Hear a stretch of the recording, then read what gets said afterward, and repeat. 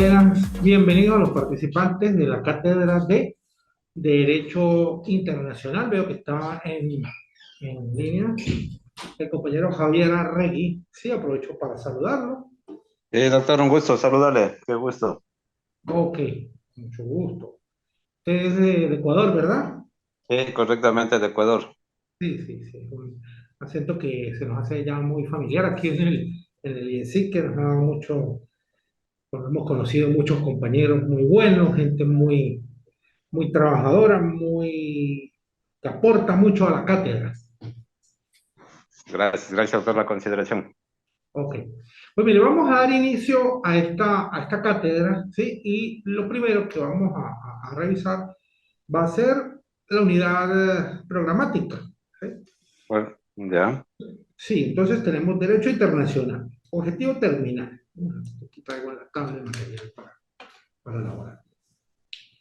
El objetivo terminal de la cátedra es: el participante al finalizar tendrá conocimientos para argumentar acerca de la realidad jurídica internacional para la interacción de los procesos de investigación a nivel doctoral y el óptimo desempeño de interacción del abogado o profesional en leyes. Recuerden entonces, fíjense, lo importante, lo relevante es conocer desde una dimensión jurídica internacional y desde una dimensión investigativa esta materia, porque obviamente en el pregrado de Derecho hemos estudiado Derecho internacional, ¿sí? Público y privado. Y pues no vamos la idea no es ahondar en el conocimiento, obviamente si vamos a tomar algunas ideas, vamos a tomar algunas directrices generales, pero la idea siempre va a ser pensar en la investigación, es decir, esta materia, como todas las materias de la escolaridad en este campo, van a ser instrumentales a un fin específico, darnos ideas, permitirnos reflexionar desde el punto de vista de la investigación en el nivel doctoral para llegar a concluir satisfactoriamente, de repente, algunas investigaciones o, ¿por qué no?, la tesis doctoral. Realmente el campo del derecho internacional, a veces uno puede pensar, bueno, eh, para hacer mi tesis doctoral en el campo del derecho internacional tal vez me toque bailar con la más fea, y no es así, no es así, porque pues el campo del derecho internacional es un campo fértil, un campo que de repente pues va a permitir un buen abordaje epistémico, dado su afán de generalidad, de universalidad. Entonces, de repente puede estar más circunscrito para el campo de la investigación en este nivel doctoral que incluso algunas cosas de las legislaciones nacionales. Pero bueno, eso es gusto y tendencia de cada alumno.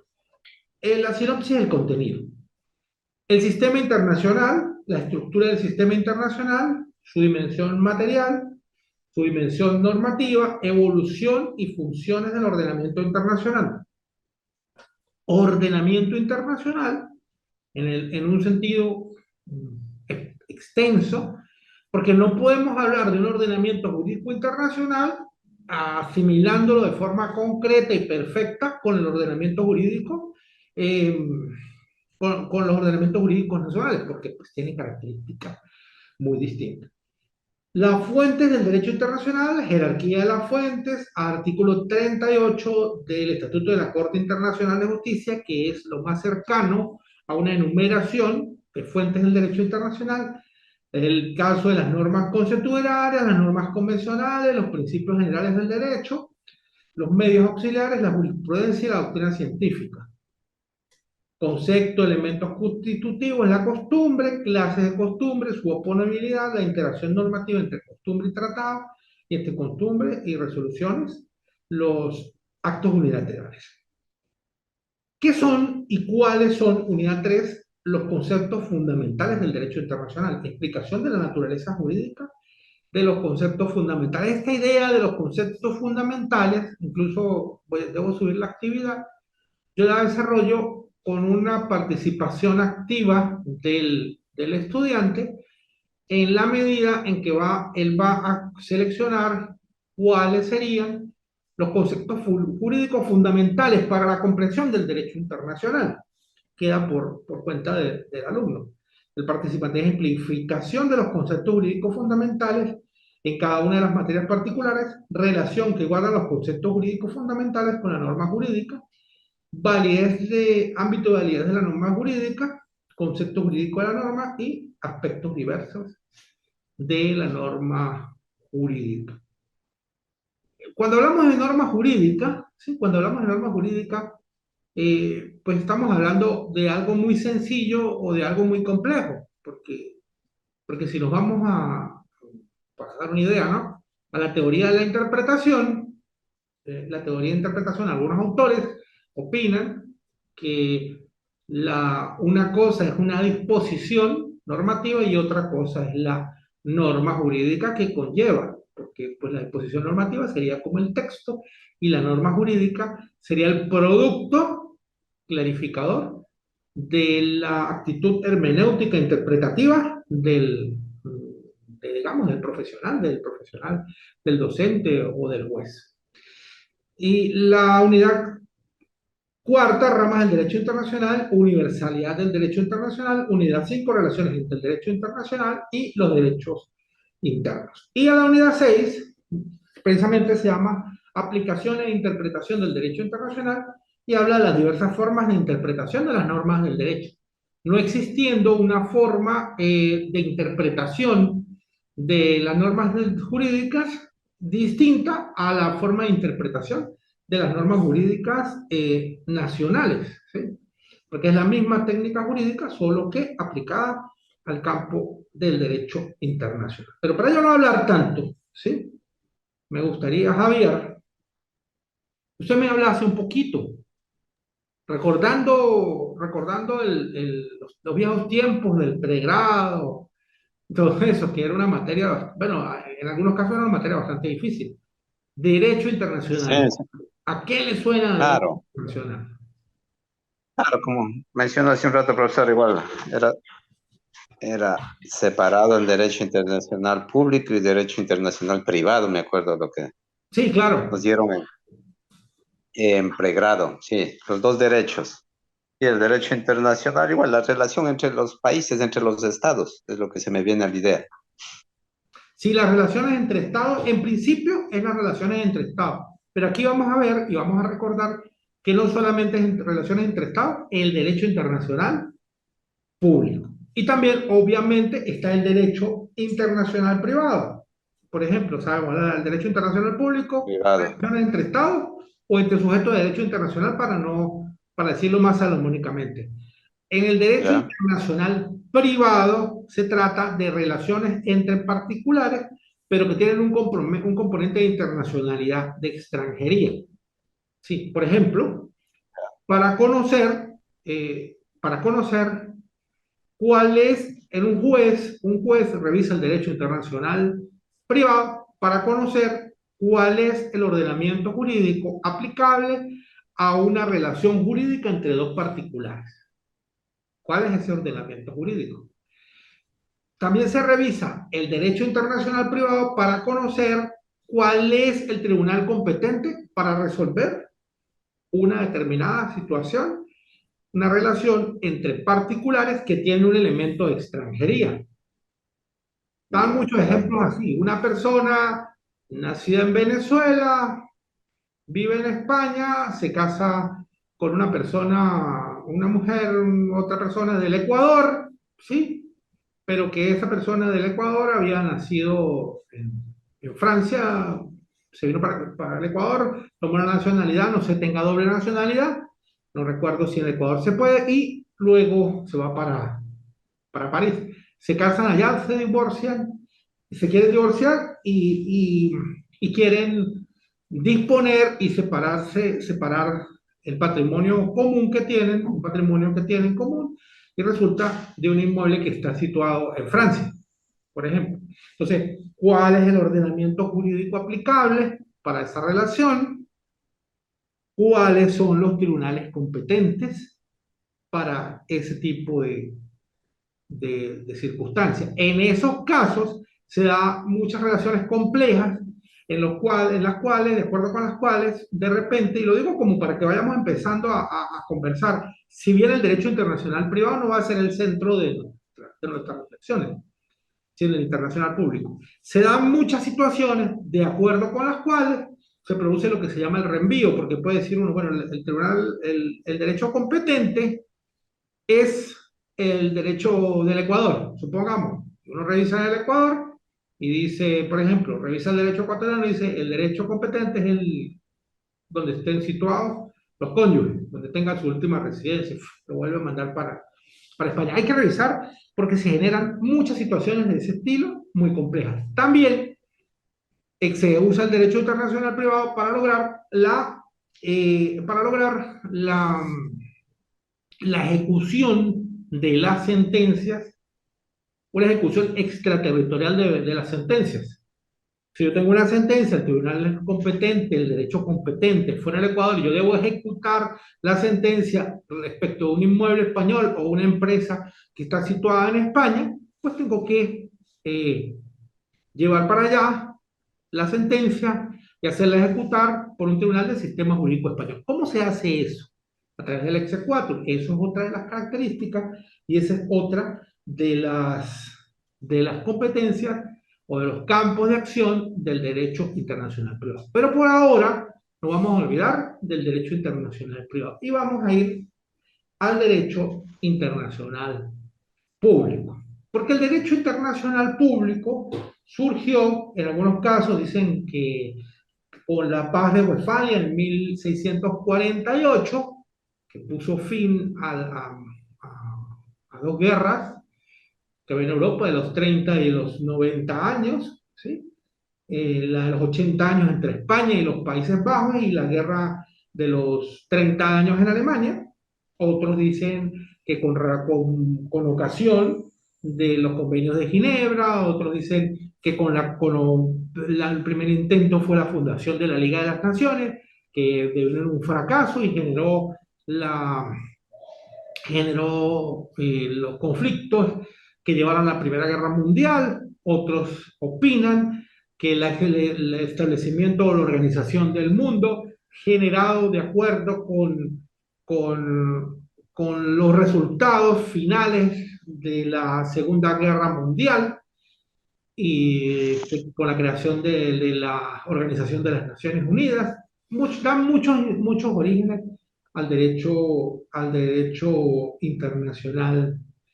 Si bien podemos encontrar diversos orígenes en el derecho internacional, lo que sí vamos a encontrar desde los albores de la humanidad, desde la creación de las estructuras estatales, es la necesidad del establecimiento de las relaciones internacionales entre los estados. De las relaciones entre estados, eso es ¿cómo se llama eso? Una constante. Si bien a veces las relaciones entre estados pues no estaban reguladas para nada por el derecho internacional, sino que simplemente las relaciones entre estados determinaban que un estado tenía un territorio, el otro lo quería, avanzaba sobre ese territorio para aprovechar recursos, para aprovechar rutas comerciales y pues, sin embargo, pues la idea del establecimiento de esas relaciones internacionales sería la fuerza o bien sustituida por el derecho internacional público como una forma de racionalizar, como una forma de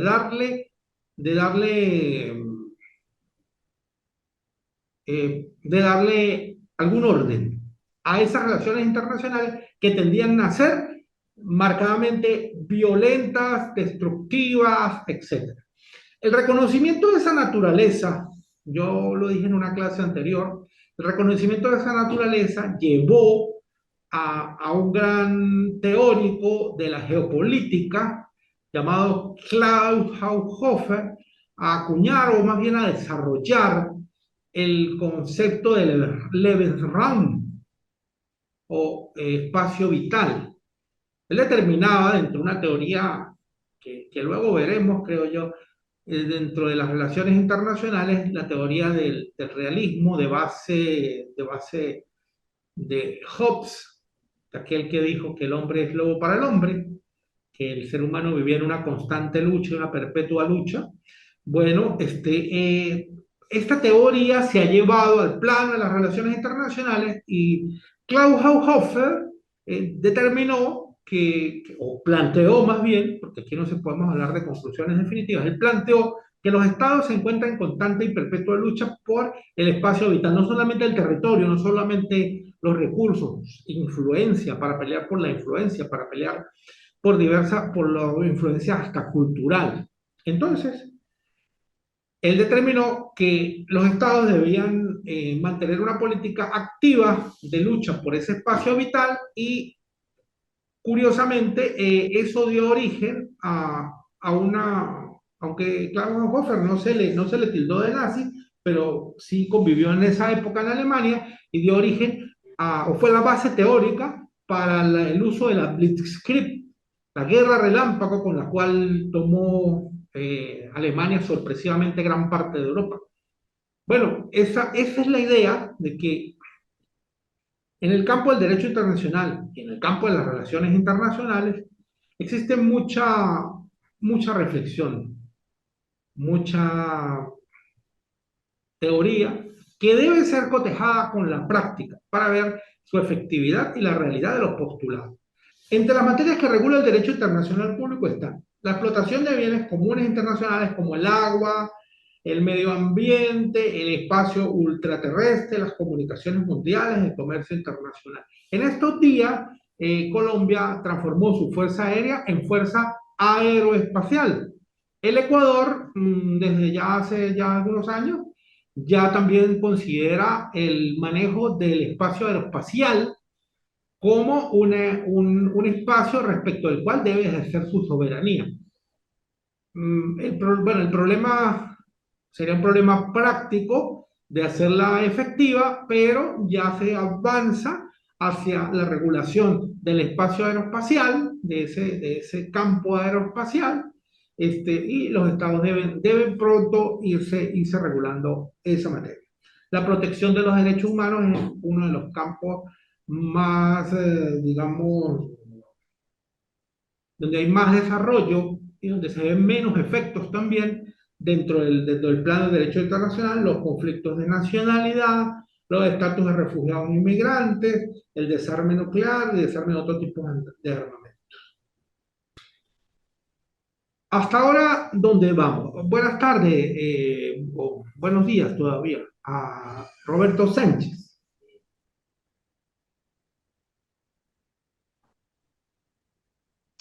Sí, buenos días. ¿Cómo está usted, doctor? Muy bien, muy bien. Buenos días. Hasta Tengo ahora. un problema de actividad, pero sí lo estoy escuchando. Ok, está bien, está bien. Listo. Ahora bien. Vamos a empezar a conversar entonces así de forma más abierta para que sea un poco más amable esta materia. Javier, cuando usted habla, o cuando estamos hablando de derecho internacional público, ¿cuál concepto se le viene a la cabeza? Dice usted, bueno, para hablar de derecho internacional público hay que hablar de... Claro, para hablar del derecho internacional público, igual, analizar las normas del país de origen y las normas jurídicas del resto de países cogidos de la mano del derecho internacional. Creo que el derecho internacional es un abanico muy amplio de lo que le acabo de escuchar. Igual, ya nos crea la dimensión verdadera del derecho internacional, la amplitud que tiene el derecho internacional.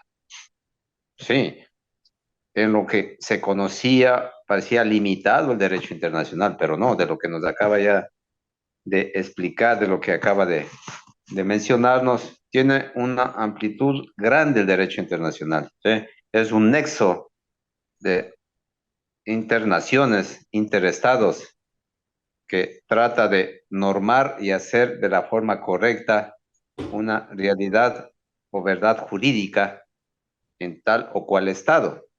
Nos ayuda a escoger la norma correcta a aplicar en cierto caso. jurídicos entre estados, interlitis, negocios, sobre todo los negocios, las importaciones y exportaciones, que gracias al derecho privado se puede normar esta clase de actividades. Es lo que yo pienso, doctor. Claro que sí, Javier.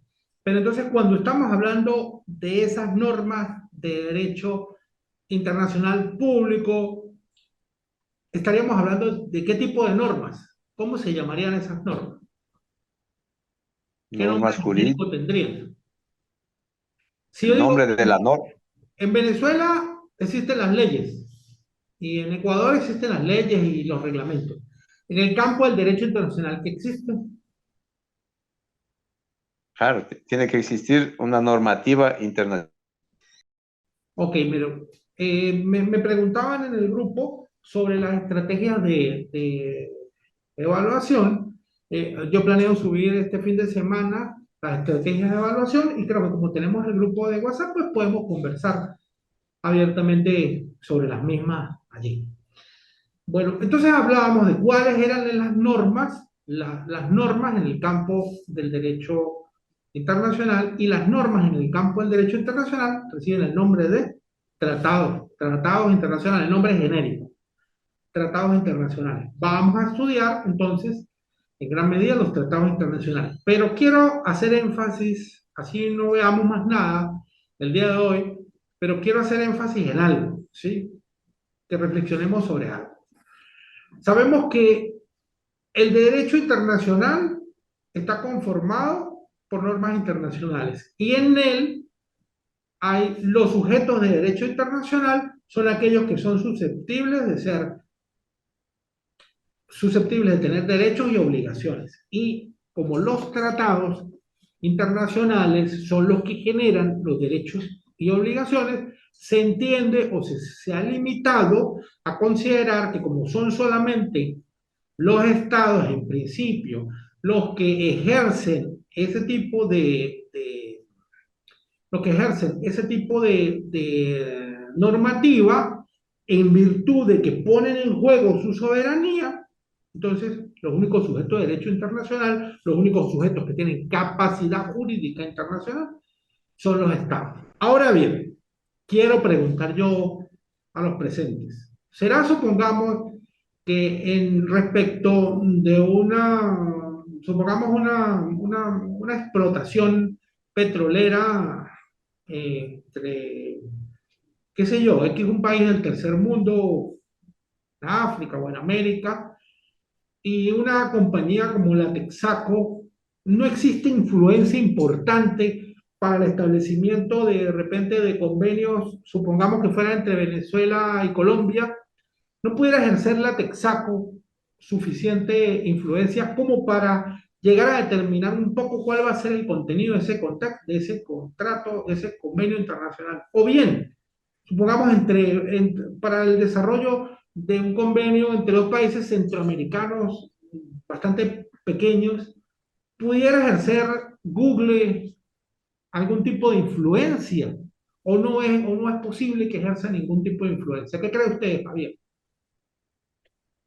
Bueno, en ese caso debe estar normado.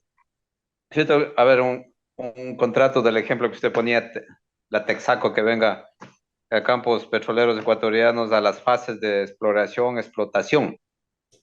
En el instrumento legal llamado contrato debe estar especificado las cláusulas y condiciones de esa exploración y explotación. Por más compañía eh, reconocida, compañía mundial que tenga, no creo que vaya a influenciar y pasar sobre la norma y sobre la ley. Ok, pero entonces pensemos algo. La Texaco firma el convenio, genera, está trabajando, póngase usted estaba trabajando en Colombia, pero realiza un tipo de explotación que genera una degradación ambiental en el Ecuador. ¿Sí? ¿A quién le reclamaría el Ecuador desde el punto de vista del derecho internacional? Desde el punto de vista, Del derecho internacional. claro, quien ocasionó el daño es Texaco, es Ah, lo que le entendí.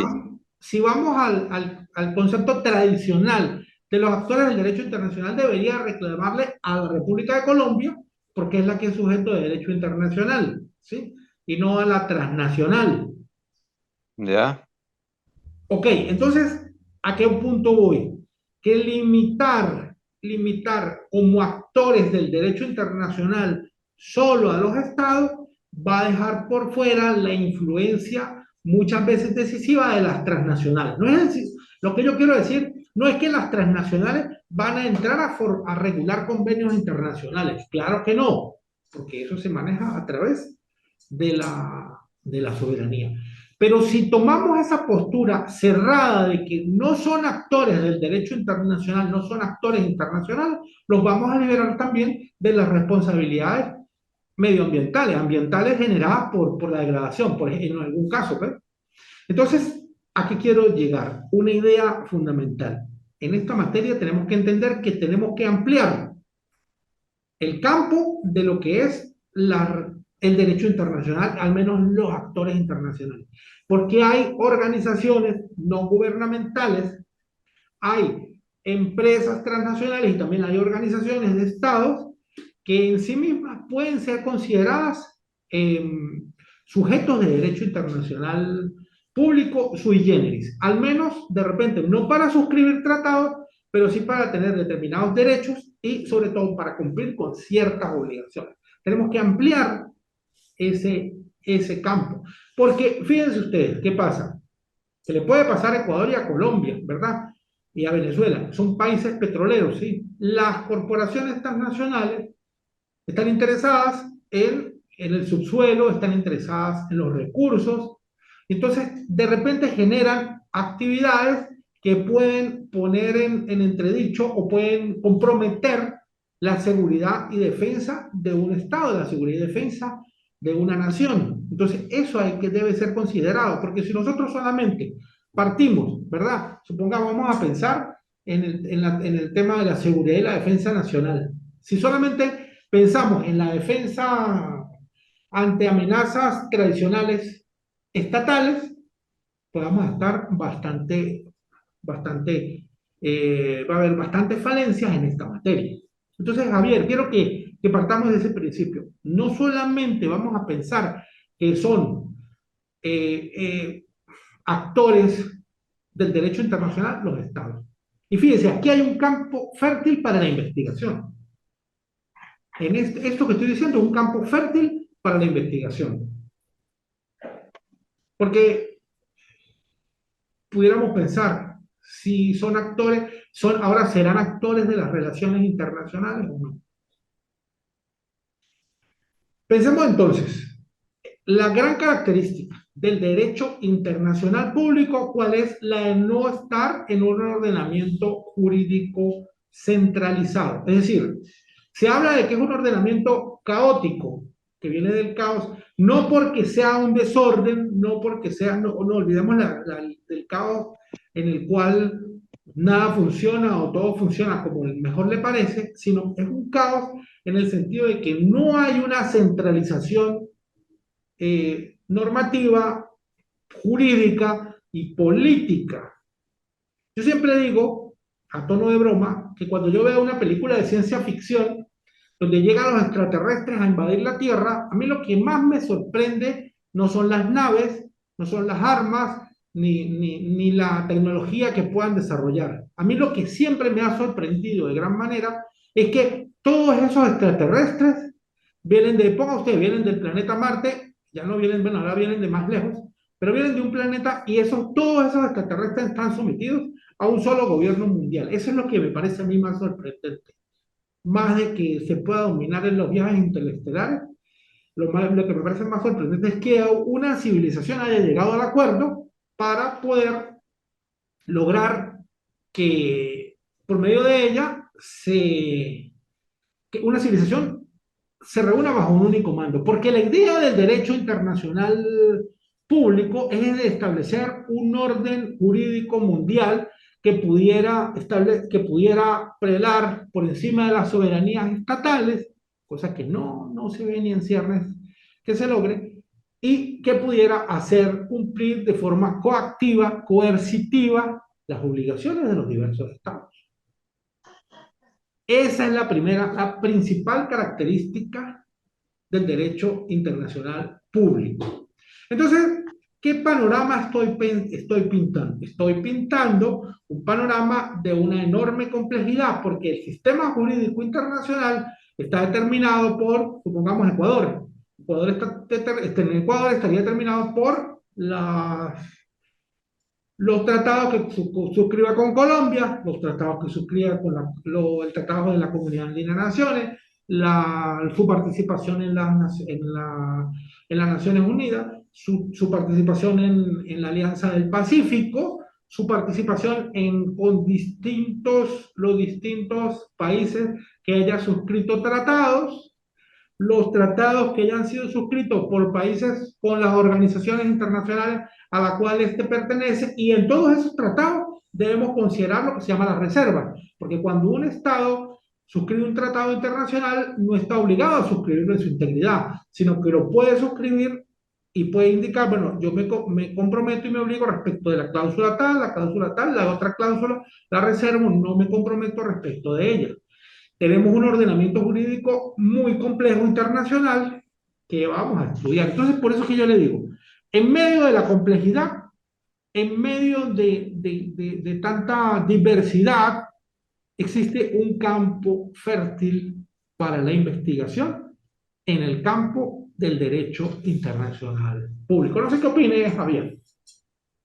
Sí, sí, de lo que estoy escuchando con mucha atención, o sea, la amplitud, como repito, que ha tenido el derecho internacional, y sobre todo hay que tener mucho cuidado en no confundir, como usted dijo, la cuestión o reclamos entre naciones y no, en este caso de la Texaco. El reclamo de Ecuador, en el ejemplo que pusimos, no tiene que ser a la Texaco, sino tiene que ser al Estado colombiano, porque en donde que estaba operando la Texaco, bueno, en exploración, explotación, y a causa de eso tuvo un impacto ambiental el Ecuador. Claro que Entonces, sí. Hoy en día funcionaría de esa forma, pero debiéramos avanzar hacia entender que debieran crearse mecanismos que hagan también valer la responsabilidad internacional de las transnacionales. pero Porque, ahí, profe, una inquietud nomás. De ahí, bueno, el reclamo va de Ecuador a Colombia, sí, y el llamado no fuera Colombia contra la Texaco. es que debiera Colombia ser de Ecuador reclamar a a la Colombia. Texaco por el daño causado a Ecuador. Debiera solamente, pero entonces no pudiera operar Ecuador directamente contra la Texaco, sino contra Colombia. ¿Ve? Eso haría que la responsabilidad internacional pudiera ser más difícil de conseguir, porque si yo obro contra Colombia y Colombia obra contra la Texaco, supongamos, ¿Ya? estaríamos eliminando medios directos, Ah, o ya. estaríamos no teniendo un medio directo. Esa es la idea, lo que quiero es que reflexionemos sobre esa materia. Ese punto es muy relevante para el estudio del derecho internacional. Ya casi vamos a terminar, queda menos de un minuto, creo que quedan como unos 30 segundos. No sé si quiere dar algunas palabras de despedida, Javier. No, está muy claro, interesante y necesario. Como usted dijo, la posibilidad, bueno, tenemos el WhatsApp para seguir consultándole claro, las dificultades que vamos a tener en Cuente, este. cuente con mi apoyo y mi asesoría